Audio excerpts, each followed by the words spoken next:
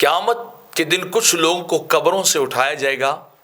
میرے آقا علیہ الصلوۃ والسلام ارشاد فرماتے ہیں ان کی کیفیت یہ ہوگی کہ ان کے منہ سے خون نکل رہا ہوگا، ان کے چہروں سے خون کے فوارے چھوٹ رہے ہوں گے. تو لوگ حیران ہو کے دیکھیں گے کہ اللہ جانے یہ کون سے لوگ ہیں کہ آج ان کے منہوں سے خون نکل رہا ہے بے تحاشا قسم کا، اور انہیں چین اور سکون نہیں ہے. تو اس وقت اللہ رب العزت کی بارگاہ کی طرف سے ایک منادی وہ ندا کرے گا اور کیا کہے گا؟ ہؤلاء الذین کذبوا فی البیع والشراء. یہ وہ تاجر حضرات ہیں، یہ وہ بزنس مین لوگ ہیں، یہ وہ بزنس کمیونٹی ہے جو کاروبار کرتے ہوئے جھوٹ بولتے تھے، جو خرید و فروخت کرتے ہوئے جھوٹ کا سہارا لے کے اپنا سودا بیچتے تھے، سچ نہیں بولتے تھے، درست قیمت نہیں بتاتے تھے، لوگوں کے سامنے غلط باتیں کرتے، جھوٹ بول بول کے قیمتیں زیادہ وصول کرتے تھے.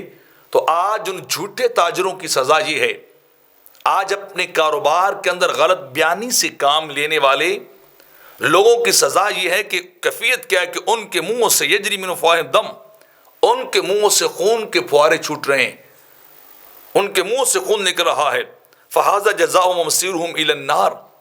تو پھر وہ منادی دوبارہ اعلان کرے گا کہ یہ ان کی اس گناہ کا بدلہ، اس جھوٹ بولنے کا، یہ ان کی جزا ہے. ومصیرہم الی النار، اور ان کا ٹھکانہ جہنم کی طرف ہے. اور اس بات کو اللہ نے قرآن کے اندر بھی بیان کیا تھا کہ قسمیں بول کر تھوڑے سے پیسے کمانے کی بات نہ کرنا. ان الذین یشترون بعہد اللہ وایمانہم ثمنا قلیلا. یہ وہ لوگ ہیں جو اپنے باتوں کو، اپنے وعدوں کو، اپنی قسموں کو ثمنا قلیلا، چند روپوں کی خاطر بیچ دیتے تھے.